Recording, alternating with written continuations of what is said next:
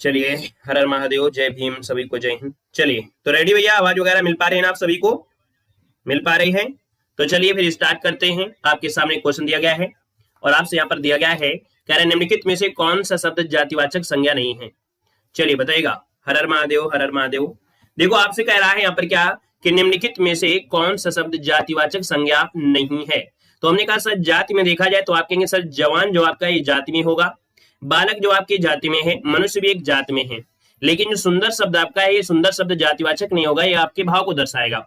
अगर सुंदर कोई जाति होती तो यहाँ पर सब लोग शादी सुंदर से ही करते, है ना, कास्ट की कोई आवश्यकता ही नहीं होती। तो कहते सर जी तो हम तो सुंदर से करेंगे, सुंदर एक जाति है, वहां सब सुंदर सुंदर मिलेंगे, ठीक है ना। तो आपका जो आंसर बनेगा वो आपका सी आपका हो जाएगा राइट। क्लियर है? चलिए अगला क्वेश्चन आपसे दिया गया है, निम्नलिखित में से विशेषण को आपको पहचानना है। विशेषण मतलब किसी की जो क्वालिटी होती है, किसी का गुण होता है ना। जैसे हमने बताया ऐतिहासिक, तो इतिहास का गुण क्या है? इतिहास का गुण है ऐतिहासिक। आप कहेंगे सर आंसर नंबर आपका पहला ही राइट हो जाएगा। जो ऐतिहासिक शब्द दिया है ये क्या है? विशेषण हो जाएगा, विशेषण बनेगा। अगला क्वेश्चन दिया गया है कि कर्म के आधार पर क्रिया के कितने भेद होते हैं? कर्म के आधार पर क्रिया के जो भेद होते हैं वो कितने होते हैं, यहाँ पर जवाब देना है। तो चलिए देखिए, कर्म के आधार पर दिया है तो आपका जो आंसर बनेगा इनमें से क्या हो जाएगा। चलिए यहाँ पर देखिए ऑप्शन आ रहा है, किसी का 2 आ रहा है, किसी का 3 आ रहा है। हमने कहा आपने जो जवाब दिया है बिल्कुल सही जवाब इनमें से हो जाएगा, है ना। यहाँ पर जिसका ऑप्शन आ गया है बिल्कुल सही है आपका, डी नंबर 2 होते हैं। कौन कौन होते हैं बता सकते हैं? कौन कौन होते हैं? तो आप कहेंगे सर कर्म के आधार पर एक तो होती है ना, क्या होती है? सकर्मक क्रिया होती है, सकर्मक क्रिया होती है। और दूसरी क्या होती है? अकर्मक क्रिया होती है, अकर्मक क्रिया हो जाएगा, है ना। तो इस पॉइंट को भी नोट कर लेना है। जो क्रिया कर्म के साथ पूरी होती है वो सकर्मक होती है, जो क्रिया बिना ही कर्म के हो जाती है पूरी तो आपकी अकर्म होती है ना। अगला क्वेश्चन आपसे कह रहा है, निम्नलिखित में से वाक्य में सकर्मक क्रिया नहीं है। देखिए सकर्मक क्रिया नहीं है। सीता भोजन बना रही है, आप कहेंगे सर भोजन क्या है? कर्म है। टैगोर ने गीतांजलि लिखी, तो गीतांजलि क्या है? कर्म है। रमेश रोज, है ना, रमेश रोज पढ़ने जाता है, रमेश रोज पढ़ने जाता है। यहाँ पर देखिए आपका जो रमेश रोज पढ़ने जाता है, कहेंगे सर इसमें जो शब्द है पढ़ना भी क्या है? एक प्रकार से कर्म है। यहाँ पर डी वाले देखते हैं, कह रहे बच्चा फल तोड़ रहा है, बच्चा फल तोड़ रहा है। यहाँ पर देखिए क्या हो सकता है। चलिए क्वेश्चन नंबर आपका जो दिया गया है यहाँ पर इनमें से क्या हो सकता है? हमने कहा सर यहाँ पर देखा जाए भोजन जो आपका है ये क्या है? आपका कर्म है। गीतांजलि जो आपका है क्या है? ये कर्म है। अब यहाँ पर जो आपका दिया गया है रमेश रोज पढ़ने जाता है, तो ये शब्द जो आपका दिया है थोड़ा बारीकी सोचना पड़ेगा, क्योंकि हमने कहा कि सकर्मक, सकर्मक मतलब क्या है? इसी कर्म, इसी में ही छुपा हुआ है क्वेश्चन। हमने कहा सकर्मक कर्म होना चाहिए। अब यहाँ पर देखो जाता क्या है? क्रिया है। पढ़ना क्या है? क्रिया है। रोज क्या है? अव्यय है। ये क्या है? कर्ता है। इसमें कहीं कर्म दिख नहीं रहा है, इसमें कहीं कर्म दिख ही नहीं रहा है। और जब कर्म नहीं दिख रहा है तो आपका आंसर हो गया कौन? यहाँ पर सी हो गया, क्योंकि यहाँ पर जो फल दिया है ये भी क्या है? कर्म है। तो ये क्वेश्चन बड़ा अच्छा था, लॉजिक वाला क्वेश्चन था, है ना। यहाँ पर आंसर आपका सी वाला बिल्कुल सही जवाब हो जाएगा, राइट। ठीक है, वेरी गुड। अगला क्वेश्चन आपसे कह रहा है कि राजा सेवक को कंबल देता है। हमने कहा जब भी कभी देने की बात हो जाए, जब भी कभी देने की बात करे तो आपको हमेशा क्या लगाना है? संप्रदाय नहीं लगाना है, दुनियादारी छोड़ना नहीं है। याद रखिए यहाँ पर आंसर जो आपका दिया है राजा सेवक को कंबल देता है, जब देने की बात करे तो हमेशा क्या होता है? संप्रदान कारक होता है।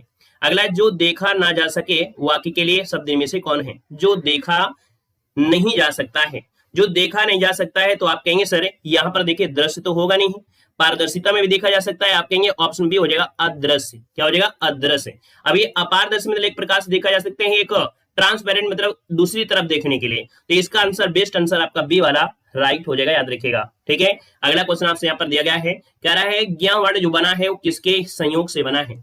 तो हमने कहा सर ज्ञा को बोलते हैं ज्या। क्या बोलेंगे? ज्या बोलेंगे। तो आप कहेंगे सर ये बना है ऑप्शन आपका बी से, अर्थात स्वर रहित व्यंजन जब स्वर सहित व्यंजन से जुड़ता है तो ये बन जाता है संयुक्त व्यंजन। क्या बन जाता है? आप कहेंगे सर आपने मॉर्निंग वाली क्लास में बताया था संयुक्त व्यंजन क्या होते हैं, जब स्वर रहित व्यंजन, देखो इसमें स्वर तो है नहीं क्योंकि यहाँ पर हलंत लगे हैं, और यहाँ पर आपका स्वर है क्योंकि ये पूरा अक्षर लिखा है। याद रखिएगा कि जो हलंत लगी होती है इसका मतलब होता है ये आधा अक्षर है, इसमें से स्वर नहीं है।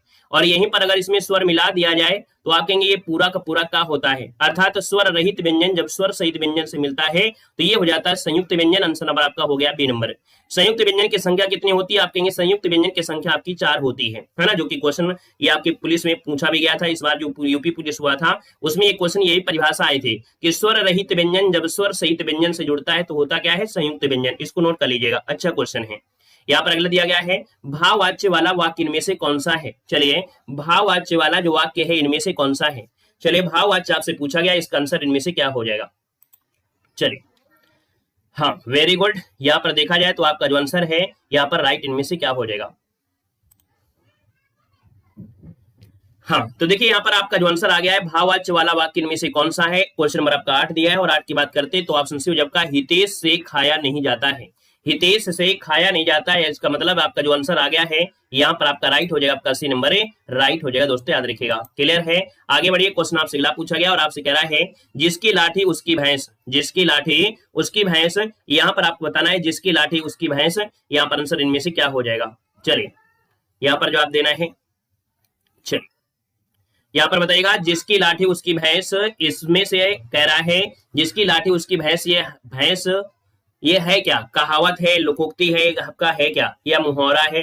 तो आप कहेंगे सर 9 को ऑप्शन बनेगा डी नंबर है। ये जिसकी लाठी उसकी भैंस ये क्या है? तो आपकी लोकोक्ति होती है, ये होती है लोकोक्ति। जो आपका आंसर है यहाँ पर डी नंबर है राइट हो जाएगा। दोस्तों याद रखिएगा, क्लियर है। यहाँ पर अगला क्वेश्चन दिया गया पुस्तक जो आपका है क्या? पुस्तक पुल्लिंग है, स्त्रीलिंग है, नपुंसक है या इनमें से कोई नहीं? आप कहेंगे सर क्वेश्चन नंबर जब आपका 10 है, थोड़ा अच्छा टाइप का क्वेश्चन लग रहा है। ठीक है, हर हर महादेव, हर हर महादेव।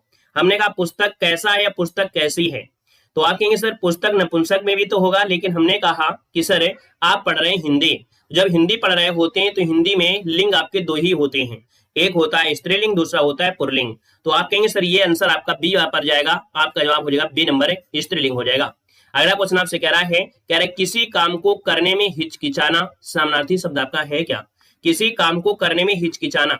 तो दोस्तों यहाँ पर देखा जाए 11 नंबर का ऑप्शन क्या हो जाएगा? तो आप कहेंगे संकोच हो रहा है ना, संकोच है यहाँ पर आंसर जो आपका हो जाएगा संकोच। तो याद रखिए किसी काम में अगर हिचकिचा रहे हैं, मतलब आप नई जगह आप जाते हैं है ना, जब नई जगह जाते हैं तो आपके अंदर एक संकोच होता है कि मैं 1 रोटी खाऊं, 2 रोटी खाऊं, 3 खाऊं। और ऐसा नहीं कि आप घर में 5 रोटी खाते हैं, उनके यहाँ पर जाएंगे छोटी छोटी रोटी मिलेंगे तो आप संकोच करेंगे, है ना। तो यहाँ पर आंसर क्या हो जाएगा? यहाँ पर एक हो जाएगा, याद रखिएगा। ठीक है, नमस्कार भैया नमस्कार। अगला क्वेश्चन आपसे कह रहा है निम्नलिखित में से अनमेल अनकार्थी शब्द बताना है, मतलब जिसमें से मेल न खा रहा हो, है ना।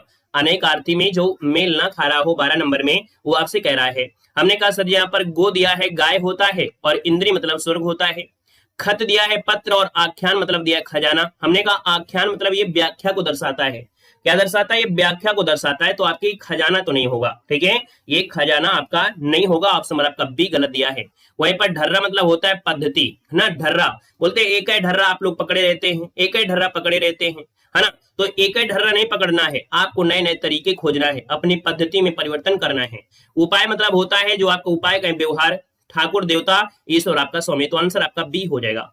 अगला दिया गया है बाण। हमने कहा सर बाण या एक अर्थ दिया है बाण, इसके सही अर्थ आपको बताना है। देखिए 13 नंबर में हमने कहा बाण मतलब एक प्रकार से ये कह सकते हैं, बाण मतलब होती ना आपकी जो आदत होती है, आपकी जो आदत होती है, और बाण मतलब होता है तीर। तो याद रखिए इसका आंसर आपका हो जाएगा सी नंबर है, बाण और आपका यहाँ पर तीर, ये आपका आंसर राइट हो जाएगा। यहाँ पर अगला क्वेश्चन आपसे कह रहा है और आपसे दिया गया है क्वेश्चन क्या कह रहा है, सूरज का तत्सम इनमें से क्या होता है? सूरज का तत्सम क्या है? यहाँ पर पूछा गया सूरज का तत्सम क्या है। हमने कहा सूरज ये शब्द आपका क्या है? ये तद्भव है, इसका तत्सम होता है सूर्य। मतलब जब रा लगा है तो आप कहेंगे सर आंसर नंबर आपका पहला ही हो जाएगा। वर्तिका शब्द जो दिया है, वर्तिका का तद्भव क्या होता है? वर्तिका का तद्भव इनमें से क्या होता है? चलिए यहाँ पर देखिए आपका 15 नंबर का जो ऑप्शन आ गया है वो आपका बी हो जाएगा, बाती, है ना। याद रखिए जिसका भी ऑप्शन आ रहा है यहाँ पर आपका बी नंबर बिल्कुल हो जाएगा। हमने कहा वर्तिका बाती, ये आपकी यूपी पुलिस एग्जाम में क्वेश्चन पूछा भी गया था, आपको याद होगा। तो यहाँ पर देखिए अगला क्वेश्चन आपसे कह रहा है, यहाँ पर दिया है त्रुटियां, है ना। क्या दिया है? आपसे कह रहा है त्रुटियां जो आपकी हैं वो आपकी त्रुटि किसमें है, यहाँ पर ध्यान देना है। अगर आपको एबीसीडी में त्रुटि दिख रही हो तो एबीसीडी लगा दीजिएगा, और एबीसीडी में ना लग रही हो तो आप जो बचा हुआ डी है उसको लगा दीजिएगा। कह रहा है यह मनोहर दृश्य के देख मैं दंग रह गया, यह मनोहर दृश्य देख के मैं दंग रह गया। यहाँ पर देखिए 16 नंबर में जो गड़बड़ी है कुछ है क्या? चलिए 16 नंबर में गड़बड़ी क्या है, देख कर, है ना। ये जो देख के दिया है, देख कर होना चाहिए। यहाँ पर कहेंगे सर जी अगर यहाँ पर जो शब्द दिया गया है देख कर अगर हो जाता तो बिल्कुल सही हो जाता, देख कर, ठीक है। यहाँ पर गड़बड़ी आपकी इसमें है। अगला है लोकोक्ति शब्द लोक तथा उक्ति से मिलकर बने हैं। तो देखिए 17 नंबर में क्या गड़बड़ है, चलिए यहाँ पर देखा जाए तो आपका जो 17 नंबर में है वो क्या गड़बड़ी है, पहचान कर सकते हैं। हमने कहा लोकोक्ति शब्द लोक तथा उक्ति से मिलकर बने हैं। यहाँ पर देखा जाए 17 नंबर में क्या गड़बड़ी है, चलिए यहाँ पर 17 नंबर में देखिए यहाँ पर देखा जाए तो मिलकर बना है, लोकोक्ति मिलकर बना है। देखो ये बने शब्द लिखे, बने शब्द, हमने कहा लोकोक्ति शब्द एक ही वचन तो है, ये बहुवचन तो आपका है नहीं है। लोकोक्ति जो दिया है वो एक ही वचन तो है, कोई बहुवचन तो नहीं दिया है। तो हमने कहा सर ये जो मिलकर बने शब्द आपका है गलत है, मिलकर बना है, ठीक है। लोक धन उक्ति लोकोक्ति से मिलकर बना है, आप कहेंगे सर आंसर आपका गड़बड़ी है यहाँ पर इसमें। अगला दुर्घटना में 5 स्त्रियां और 1 पुरुष की मृत्यु हो गई, यहाँ पर त्रुटि क्या है, चलिए यहाँ पर देखा जाए 18 नंबर में। तो हमने कहा सर 18 को थोड़ा ध्यान देते हैं कि दुर्घटना में 5 स्त्रियां और 1 पुरुष, या हमको इस दूसरे शब्द को स्त्रियां के स्थान पर स्त्रियों कर दिया जाए, 5 स्त्रियों, है ना, और 1 पुरुष की मृत्यु हो गई। यहाँ पर जो स्त्रियां हैं इसकी जगह स्त्रियों कर दीजिए तो आपका सही हो जाएगा। ये छोटी सी बारीकी सी गलती थी। अगला समय अपनी अपेक्षा करने वाले, समय अपनी अपेक्षा करने वालों को कभी क्षमा नहीं करता है। देखिए 19 नंबर में यहाँ पर कह रहा है समय अपनी अपेक्षा करने वालों को, हमें लग रहा है कि गड़बड़ी यहाँ पर कुछ मिल रही है, थोड़ा सा गड़बड़ी यहाँ पर मिल रही है। क्या गड़बड़ी है ये थोड़ा आपको देना है। अपनी उपेक्षा करने वालों, उपेक्षा की जगह अगर अपेक्षा कर दिया जाए, अपेक्षा के स्थान पर उपेक्षा, मतलब समय अपनी अपेक्षा ने उपेक्षा करने वाले, याद रखिए यहाँ पर समय, है ना, दिया समय अपनी अपेक्षा करने वाले, यहाँ पर अगर ये शब्द हो जाता अपेक्षा करने वालों को कभी क्षमा नहीं करता है, याद रखिएगा। यहाँ पर आगे बढ़ते क्वेश्चन आपसे अगला पूछा गया है, संसार में जड़ चेतन जितने भी पदार्थ हैं सब में परिवर्तनशील है। यहाँ पर 20 नंबर में देखिए आपसे कह रहा है संसार में जड़ चेतन जितने भी पदार्थ हैं सब में परिवर्तनशील हैं। यहाँ पर देखिए 20 नंबर में क्या कर दिया जाए, चलिए सब परिवर्तनशील है, मतलब सब में जो आपका दिया गया है, सब में जो शब्द दिया गया ये वाला, ये जो शब्द दिया है कहीं ना कहीं ये थोड़ा सा हमें लग रहा है कि इसमें गड़बड़ी है। देखिए अगर इसकी जगह हम यहाँ पर क्या कर दिया जाए, इसकी जगह अगर हम बोलते हैं सब, है ना, कि भैया संसार में जड़ चेतन जितने भी पदार्थ हैं सब परिवर्तनशील हैं, तो हमने कहा सर गड़बड़ी मिल गई है आपकी इसमें, तो आप कहेंगे सर इसकी जगह क्या कर दीजिए, सब कर दीजिए, तो आपका सही हो जाएगा, है ना। क्लियर हो गया। यहाँ पर देखिए अगला क्वेश्चन आपसे कह रहा है रिक्त स्थान आपको भरना है। क्या भरना है देखिएगा, कह रहा है यहाँ पर की भावना देश के लिए हितकारी होती है, की भावना। अब भैया आप कहेंगे भावना जो दिया गया है ये राष्ट्रीयता की भावना, याद रखिएगा राष्ट्रीयता की भावना देश के लिए हितकारी होती है, ऑप्शन डी बनेगा। अगला है प्रगतिकामी व्यक्ति को हमेशा करते रहना चाहिए, प्रगतिकामी, है ना, प्रगतिकामी व्यक्ति को हमेशा करते रहना चाहिए। यहाँ पर छिद्रान्वेषी, छोटी छोटी बारीखों निकालना ये होगा नहीं, व्यंगम होगा नहीं। यहाँ पर आत्मलोचन, यहाँ पर 22 नंबर जो दिया गया है आत्मलोचन करना चाहिए, इसका आंसर आपका बनेगा ए नंबर।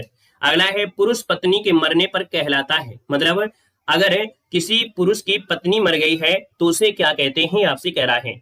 तो दोस्तों यहाँ पर विधुर होता है, पुरुष पत्नी के मरने पर होता है विधुर। यहाँ पर जो आंसर है 23 नंबर का ऑप्शन बी हो जाएगा, है ना, यहाँ पर आंसर आपका बी बनेगा।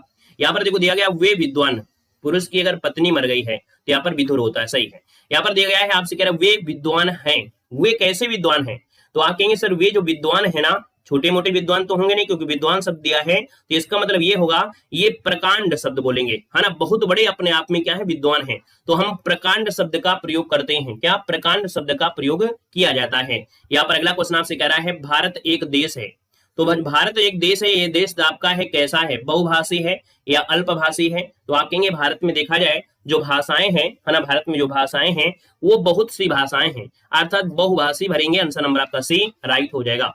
अगले क्वेश्चन पर आते हैं। क्वेश्चन आपसे कह रहा है कि दिए गए वाक्यांश में से आपसे कह रहा है कि 4 विकल्प दिए हैं, उचित विकल्प आपको भरना है, वाक्यांश के लिए एक शब्द आपको बताना है। जिसे कठिनाई से भेदा जा सके, जिसे कठिनाई से भेदा जा सके, यहाँ पर देखा जाए तो आपका जो आंसर है इनमें से क्या होगा, जो कठिनाई से भेदा जा सके, तो भैया ये अभेद नहीं होगा, यहाँ पर होगा बी नंबर दुर्भेद, है ना, दुर्भेद, जो कठिनाई से भेदा जा सके उसे दुर्भेद कहते हैं। अगला है जो सबको समान भाव से देखे, जो सबको समान भाव से देखें, यहाँ पर इनमें से क्या हो जाएगा, चलिए यहाँ पर जवाब देना है जो सबको समान भाव से देखे। आप कहेंगे सर 27 नंबर का जो ऑप्शन दिया गया है यहाँ पर क्या हो जाएगा, दूरदर्शी। तो भैया दूर की बात तो हो ही नहीं रही है, तो हम दूर की नहीं करेंगे। सूक्ष्मदर्शी, क्या सूक्ष्म देखेंगे, ये भी नहीं होगा। और अच्छा आपका दिया है समदर्शी, सम मतलब बराबर, सम मतलब बराबर, तो आप कहेंगे समदर्शी, बराबर रूप में देखना है, तो आंसर आपका डी वाला बेस्ट आंसर आपका हो जाएगा। क्लियर है। यहाँ पर देखिए अगला क्वेश्चन आपसे कह रहा है परलोक से संबंधित, जो परलोक से संबंधित होते हैं उन्हें कहते क्या हैं। तो दोस्तों 28 नंबर का ऑप्शन क्या बनेगा, हमने कहा परलोक मतलब होता है पारलौकिक, पारलौकिक जो परलोक से संबंधित है उसे पारलौकिक कहते हैं। इहलौकिक मतलब होता है यह लोक, है ना, इस लोक से संबंध है जिनका, उसे हम लोग बोलते हैं इहलौकिक बोलते हैं। क्लियर हो गया है। यहाँ पर देखिए अगला क्वेश्चन आपसे कह रहा है अवैध मतलब होता है जिस चीज को मना किया जाए वो अवैध होता है, और दूर भेद मतलब एक प्रकार से कह सकते हैं जो दूरी के हिसाब से यहाँ पर कर दी जाए। अवैध मतलब होता है जिसको मना ही कर दिया जाए।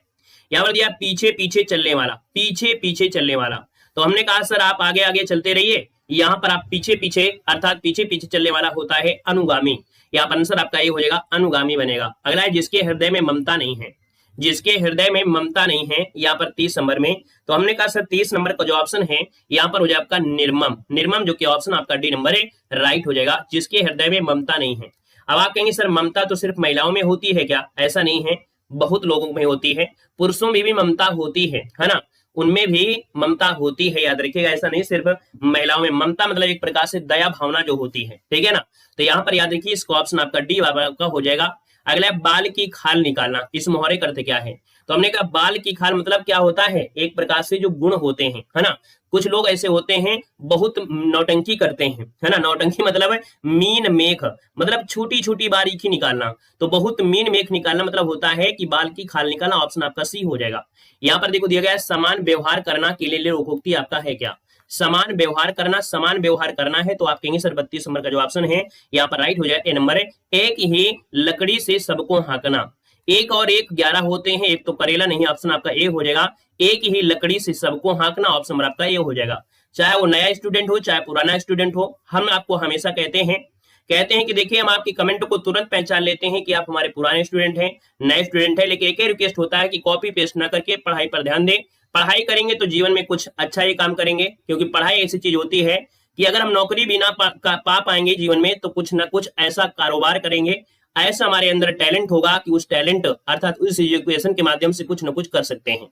तो यहाँ पर देखिए इसका जो आंसर आपका बनेगा ए नंबर है। अगला है प्रा उपसर्ग से निर्मित शब्द आपका नहीं है, और जब क्लास में रहा करेंगे तो अपने से ध्यान दे, ठीक है, जब क्लास में हो और पढ़ रहे हो तो अपने से ध्यान दो, अपने को ध्यान दो, दूसरों की कमेंट को ना ध्यान दो कि कौन क्या कर रहा है कौन नहीं कर रहा है, ठीक है, सिर्फ और सिर्फ अपने पर ध्यान दो। यहाँ पर दिया है प्रा उपसर्ग से निर्मित शब्द आपका नहीं है 33 नंबर में, तो हमने कहा सर देखिए यहाँ पर प्रा में ये दिया गया है, यहाँ पर ये भी शब्द दिया है, यहाँ पर ये दिया है, तो ऑप्शन नंबर आपका बी हो गया, ठीक है। अब समझ गए होंगे, थोड़ा स्पीड लेते हैं। यहाँ पर दिया है भनक शब्द में लगा प्रत्यय क्या है, थोड़ा सा अपने आप में स्पीड बढ़ाइए। भनक शब्द में लगा प्रत्यय क्या है, भनक, है ना। यहाँ पर देखा जाए 34 नंबर का जो ऑप्शन है, आप कहेंगे सर यहाँ पर आंसर आपका बी हो जाएगा। यहाँ पर अक जिसका ऑप्शन आ गया है राइट हो जाएगा। हमने कहा सर जैसे आपका दिया है भन, भन धन अक हो जाएगा। जैसे यहाँ पर लट धन अक लटक, है ना, तो जैसे ठंडक ठंड धन अक ठंडक, तो आपका आंसर आपका बी हो गया। नेक्स्ट क्वेश्चन दिया गया है धूमिल शब्द का विपरीत शब्द इनमें से क्या, धूमिल, धूमिल का विपरीत पूछा गया 35 नंबर में। हमने कहा सर धूमिल मतलब होता है जो धुंधला होता है ना, एक प्रकार से ये कह सकते हैं कि जैसे थोड़ा सा उसका कलर डाउन हो जाता है ना, भद मैला जिसे बोलते हैं। तो आप कहेंगे सर इसका हो जाएगा उज्जवल, क्या हो जाएगा, धूमिल का विपरीत होता है उज्जवल होता है। दोस्तों इसका आंसर आपको बताना है, यहाँ पर डी नंबर उज्जवल बताना है, ठीक है ना। यहाँ पर दिया गया है अग्रज का सही विलोम क्या होता है, अग्रज मतलब जो पहले जन्मा हो, है ना, जो अग्रज मतलब पहले जन्मा है, तो आप कहेंगे सर इसका विलोम हो जाएगा जो बाद में जन्मा है, अर्थात उसको बोलते हैं अनुज। तो आपका जो आंसर हो जाएगा 36 नंबर में, तो आपका ए बनेगा। महोदय शब्द का संविच्छेद इनमें से क्या है, तो हमने कहा सर यहाँ पर ओ की मात्रा लगी है, और जब ओ की मात्रा होती तो ये गुण संधि में होता है। हमने कहा सर ये गुण संधि तो है, लेकिन इसको तोड़ा जाएगा तो कैसा तोड़ा जाएगा तो दोस्तों यहाँ पर देखिए आपका जो आंसर आ गया है 37 नंबर में, वो ऑप्शन राइट क्या हो जाएगा, चलिए बी नंबर बिल्कुल सही है, महाधन उदय, इसका ऑप्शन बी बनेगा। अगला है विसर्ग संधि का उदाहरण इनमें से कौन सा है। चलिए यहाँ पर देखा जाए तो आपका जो आंसर है यहाँ पर क्या हो जाएगा 38 नंबर में। तो हमने कहा सर 38 नंबर की अगर बात करते हैं विसर्ग संधि किसमें है, देखो यहाँ पर सज्जन में तो हो नहीं सकता है, जब भी कभी ऐसे शब्द दिए गए हों, जब भी कभी ऐसे शब्द दिए तो ये आपके व्यंजन में हो जाएंगे। ये जो दिया गया है आपके अयादी संधि है, क्या है, अयादी संधि हो जाएगा, अयादी संधि ने धन अयन अयादी, ये जो हरिश्चंद्र दिया गया है, आपका जो सा दिया गया है, ये क्या हो जाएगा, कन्वर्ट हो जाएगा विसर्ग बनेगा। अर्थात आप कहेंगे इसको तोड़ा जाएगा तो बनेगा हरि और विसर्ग लग जाएगा और बनेगा आपका चंद्र, है ना। तो आप कहेंगे सर आंसर आपका हो गया बी नंबर। अगला क्वेश्चन आपसे यहाँ पर दिया गया और आपसे कह रहा है जिस समास में दूसरा पद प्रधान होता है उसे क्या कहते हैं, जिस समास में दूसरा पद प्रधान हो। दूसरे पद को बोलते हैं अंतिम पद, अर्थात जिस समास का अंतिम पद प्रधान होता है उसको बोलते हैं तत्पुरुष समास कहते हैं। द्वंद्व समास के दोनों ही पद क्या होते हैं, प्रधान होते हैं, ठीक है, दोनों ही पद प्रधान होते हैं। अव्ययीभाव समास का जो पहला पद होता है वो आपका प्रधान होता है। यहाँ पर बहुव्रीहि समास में क्या होता है, इसके कोई भी पद प्रधान नहीं होते हैं, ना तो पहला ना तो दूसरा, है ना, ना तो पहला ना तो दूसरा। बनने वाला जो तीसरा आपका पद होता है वो भी विशेष अर्थ बनेगा। इसका जो तीसरा पद होगा वो बनेगा विशेष शब्द बनेगा, विशेष शब्द बनेगा, वो होता है बहुव्रीहि समास, ठीक है। अगला है अमर्ष। क्या है अमर्ष, ये जो अमर्ष होता है एक संचारी भाव होता है। जैसे आपके मन में कुछ समय के लिए आपके आते हैं जैसे द्वेष या कुछ भी होता है, तो ये क्या होते हैं, संचारी भाव की संख्या 33 होती है ना। यहाँ पर 34वें नंबर का जो आपका कह सकते हैं संचारी भाव है आपका छल। छल नाम का जो संचारी भाव है आपके कवि देव के अनुसार आपका है। अगला निम्नलिखित पंक्ति में अपरोहित अलंकार पहचानना है। ये अपरोहित अलंकार है आपका है क्या, देखिए अपरोहित अलंकार में एक आपको याद आया होगा कि हमने बताया था ये किसी का उल्टा होता है। जो अपरोहित अलंकार होता है ये एक ऐसा अलंकार है जिसका उल्टा होता है। किसका उल्टा होता है, यहाँ पर देखिए आपका जो आंसर इनमें से क्या हो जाएगा। तो दोस्तों उपमेय में उपमान का आरोप अर्थात निषेध हो वहां पर अपरोहित अलंकार होता है। मतलब जो आपने पढ़ा होगा रूपक अलंकार, है ना, रूपक अलंकार पढ़ा होगा, ये रूपक अलंकार आपका है, याद रखिएगा, ठीक है। अपरोहित अलंकार को रूपक अलंकार भी कहते हैं। तो यहाँ पर देखा जाए इसका मुख चंद्रमा के समान है, चंद्र इसके मुख के समान है, या इसका मुख ही चंद्र है, या चंद्र नहीं या मुख है। तो देखिए 41 नंबर का ऑप्शन नंबर क्या हो जाएगा। तो देखिए कह रहा है अपरोहित अलंकार, हमने कहा उल्टा, तो देखिए यह चंद्र नहीं मुख है, यह चंद्र नहीं मुख है। यहाँ पर आंसर आपका डी वाला राइट हो जाएगा, याद रखिए ये आपका आंसर डी हो जाएगा, यह चंद्र नहीं मुख है। क्योंकि निषेध अर्थात इसमें क्या किया गया, एक प्रकार से विपरीत शब्द आपका आएगा, जो आपका रूपक अलंकार उसका विपरीत बनेगा। यहाँ पर देखो अगला दिया गया है असाधारण का अंग्रेजी रूप क्या होता है, असाधारण। अब असाधारण दिया है तो हम कहेंगे सर 42 नंबर का जो ऑप्शन है यहाँ पर ये हो जाएगा, इसको बोलते हैं एक्स्ट्राऑर्डिनरी, है ना, एक्स्ट्राऑर्डिनरी जो आपका होता है एक्स्ट्राऑर्डिनरी। यहाँ पर आंसर नंबर आपका ए राइट हो जाएगा, ए नंबर आपका बन जाएगा, ठीक है। यहाँ पर देखिए आपसे एक शब्द दिया गया है एक्सम्पेशन, ठीक है, एग्जम्पशन, एग्जम्पशन जिसे बोलते हैं एग्जम्पशन। एग्जम्पशन मतलब एक प्रकार से जल्दी कहना, ठीक है, एग्जम्पशन मतलब जल्दी कहना। और यहाँ पर दिया गया है एक्सपीडिट, ये इसका मतलब होता है एक पक्षी, क्या होता है, एक पक्षी। अगला क्वेश्चन आपसे कह रहा है विश्व में बोली जाने वाली विभिन्न भाषाओं में हिंदी का जो स्थान है वो आपका कौन सा है। तो हमने कहा सर हिंदी पूछा गया है और हिंदी के स्थान आपका विश्व में देखा जाए तो आप कहेंगे सर तीसरा स्थान है। क्या है, तीसरा स्थान है। अगर ऑप्शन में नहीं दिया गया है तो परेशान नहीं होना है, बस आपको पता है कि नहीं यहाँ पर जो हिंदी है विश्व में वो आपकी तीसरे नंबर में यहाँ पर आती है। तो आप कहेंगे सर तीसरा आपका होना चाहिए, यहाँ पर कोई ऑप्शन आपका नहीं है, है ना। तो जब ऑप्शन नहीं है तो एक ऑप्शन अपने मन से बना लीजिएगा, ई वाला बना लीजिए जिसमें विश्व में तीसरा स्थान आपकी हिंदी का है। तो सर जी कहेंगे पहला स्थान किसका है, तो आप कहेंगे पहला स्थान किसका है, अंग्रेजी का है। किसका है, अंग्रेजी का है। दूसरा स्थान किसका है, मंदारिन जिसे बोलते हैं चीनी भाषा, ये मंदारिन जो कि चीनी भाषा है। और थर्ड जो आपका स्थान है वो आपकी हिंदी का है। किसका है, हिंदी का है, याद रखिए हिंदी का है, ठीक है। अच्छा एक क्वेश्चन अगर आपसे पूछ लें तो एक बात बता सकते हैं आप लोग कि अगर ये क्वेश्चन पूछा था भारत में हिंदी के बाद बोली जाने वाली भाषा क्या है, चलिए ये बताइएगा कि भारत में हिंदी के बाद बोले जाने वाली जो आपकी भाषा है वो आपकी कौन सी है हिंदी के बाद। तो हमने कहा हिंदी के बाद भारत में बोली जाने वाली भाषा बंगला भाषा है। कौन है, बंगला भाषा जो आपकी है ये भारत में हिंदी के बाद बोली जाती है, दूसरे नंबर में आती है, ठीक है ना। यहाँ पर अगला क्वेश्चन आपसे दिया गया और आपसे कह रहे हैं निम्नलिखित में से रीत काल के कवि कौन है। रीत काल के कवि पूछा गया है और रीत काल के कवियों में से यहाँ पर जो ऑप्शन है वो आपका सी हो जाएगा, ये कवि वृंद है। जो कवि वृंद है आपका जो आंसर है यहाँ पर आपका जवाब हो जाएगा, यहाँ पर आपका आंसर सी हो जाएगा, ठीक है। चलिए तो शॉर्ट लिस्ट देखिए पेड एग्जाम की आ गई है और भाई क्लास में देखिए इनका हो भी गया है, शॉर्ट लिस्ट में नाम आ गया है जूनियर असिस्टेंट में, तो थोड़ा मेहनत भी करिएगा, ठीक है। देखो राम काव्य धारा के प्रधान कवि का नाम आपको बताना है। तो भैया राम काव्य धारा के प्रधान कवि आपसे पूछा गया 45 नंबर में, तो आप कहेंगे सर यहाँ पर गोस्वामी तुलसीदास आपका हो जाएगा, गोस्वामी तुलसीदास हो जाएगा। यहाँ पर देखो गद्यांश दिया गया और गद्यांश दिया गया है केरल के बारे में है, अर्थात केरल की जो आपकी भाषा है ना, यहाँ पर केरल के बारे में है। इसका एक शब्द आपका दिया गया है, इसको समझिएगा कि केरल नारियल का प्रदेश है। क्या, केरल नारियल का प्रदेश है। केरल की भाषा में एक शब्द है केरलतम, क्या है, केरलतम, जिसका अर्थ होता है नारियल की भूमि, है ना। केरलतम का केरल हो गया है, नारियल और ताड़ के वृक्षों, है ना, उसी के बारे में दिया गया है। मतलब केरल में आपको मालूम है कि जो आपके जो आपके होते हैं नारियल वगैरह आपके मिलते हैं, उसी के बारे में दिया है। और आपको मालूम है नारियल से बहुत चीजें बनती हैं, उद्योग धंधे भी होते हैं, झाड़ू वगैरह होता है ना। यहाँ पर काजू आजू के व्यापार के बारे में ये सब चीज आपको यहाँ पर दिया गया है। तो भैया आप लोग अध्यास में जो दिया है सेम टू सेम आपको छाप देना है, कोई नया चीज इसमें से आपका नहीं है। अब जो दिया गया वही आपको इसमें मिलेगा, ठीक है ना। यहाँ पर आते हैं अगले पॉइंट में। अगला पॉइंट आपसे क्या कह रहा है, यहाँ पर देखिए अगला पॉइंट दिया है प्राकृतिक सौंदर्य आपका हो गया है। जनश्रुति का आधार क्या होता है, जनश्रुति। जनश्रुति मतलब हम लोग कहते किसके हैं, ये चीज जो आपका शब्द है ना, ये जो शब्द आपका जनश्रुति दिया है, ये शब्द आपको पता होना चाहिए। जनश्रुति, जन मतलब होता है क्या, जन मतलब होता है लोग, और श्रुति मतलब सुनना। अर्थात यहाँ पर देखा जाए तो इसका ऑप्शन बी हो जाएगा, जन प्रसिद्ध, लोगों में जो प्रसिद्ध है ना, तो इसका आपका बी हो जाएगा। अगले क्वेश्चन में आइएगा, क्वेश्चन आपके सामने है, बीजक किसकी रचना है। चलिए बीजक जो रचना है वो आपकी किसकी रचना है, यहाँ पर जवाब देना है। बीजक जो रचना है वो आपकी किसकी है, चलिए भाई फटाफट जवाब दीजिए, बीजक जो रचना है वो आपकी किसकी है। हमने कहा सर बीजक की अगर बात करते हैं तो आपका जवाब इनमें से क्या होगा। चलिए फटाफट जवाब दीजिए। चलिए हाँ, बीजक जो आपके है ऑप्शन नंबर आपका बी नंबर तो नहीं होगा भाई। बीजक जो आपके है वो ऑप्शन सी हो जाए आपकी किसके है, तो आप कहेंगे सर तुलसीदास की है। किसके है, तो आपकी तुलसीदास की जो आपकी रचना है वो आपकी तुलसीदास है, जिसका भी ऑप्शन आ गया है यहाँ पर आपका बी सी नंबर है, यहाँ पर जवाब हो जाएगा सी नंबर हो जाएगा। अगला है सच्चिदानंद हीरानंद वात्स्यायन का उपनाम इनमें से पूछा गया है। सच्चिदानंद हीरानंद वात्स्यायन का जो नाम है इनमें से राइट क्या हो सकता है, तो आप कहेंगे सच्चिदानंद हीरानंद वात्स्यायन का उपनाम है क्या, यहाँ पर अज्ञे, जो कि ऑप्शन नंबर आपका ए राइट हो जाएगा। ए नंबर बिल्कुल सही जवाब इनमें से हो जाएगा। अगला है बिहारी के जो प्रसिद्ध है वो आपके क्या प्रसिद्ध है, बिहारी के जो प्रसिद्ध है वो आपके क्या प्रसिद्ध बताना। देखो यहाँ पर आपसे क्या है बिहारी, तो बिहारी जाने जाते हैं किसके लिए, तो आपके दोहे के लिए। किसके लिए, दोहा आपका आंसर बिल्कुल सही होगा। नेक्स्ट क्वेश्चन दिया गया है कि डॉक्टर नागेंद्र ने किस युग को स्थूल के प्रति सूक्ष्म का विद्रोह कहा है। डॉक्टर नागेंद्र ने किस युग को स्थूल के प्रति सूक्ष्म का विद्रोह कहा है, यहाँ पर आंसर क्या हो जाएगा। बहुत अच्छे, हमने कहा सर यहाँ पर देखा जाए तो आपका जो आंसर आ रहा है वो ऑप्शन नंबर आपका हो जाएगा कौन, चलिए सी नंबर। यहाँ पर देखा जाए तो आपका जो आंसर है डॉक्टर नागेंद्र ने किस युग को स्थूल के प्रति सूक्ष्म का विद्रोह, ऑप्शन नंबर आपका सी छायावाद आपका आंसर है, राइट हो जाएगा। छायावाद बिल्कुल सही हो जाएगा। क्लियर हो गया है। चलिए यहाँ पर देखिए अगला क्वेश्चन दिया गया है, मैथिली शरणगुप्त ने नहीं लिखा है। मैथिली शरणगुप्त ने क्या नहीं लिखा है, आपसे पूछा गया है। चलिए बताइएगा, मैथिली शरणगुप्त 49 नंबर अच्छा क्वेश्चन है। यहाँ पर जितने लोग भी हैं सब लोग जवाब देंगे इस क्वेश्चन का।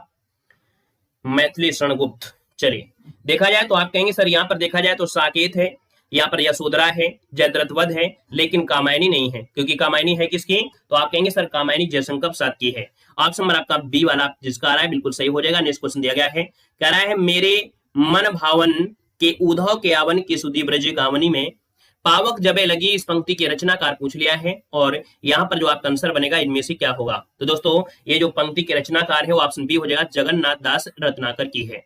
अगला है मेरी तिब्बत यात्रा के रचनाकार कौन है। हमने कहा जब तिब्बत मतलब जब यात्रा की बात करते हैं, जब यात्रा की बात करते हैं तो एक कवि है जो आपकी बहुत यात्रा के बारे में इन्होंने वर्णन किया है, राहुल सक्रात्यान, जिसको ऑप्शन है आपका यहाँ पर सी नंबर है सही हो जाएगा।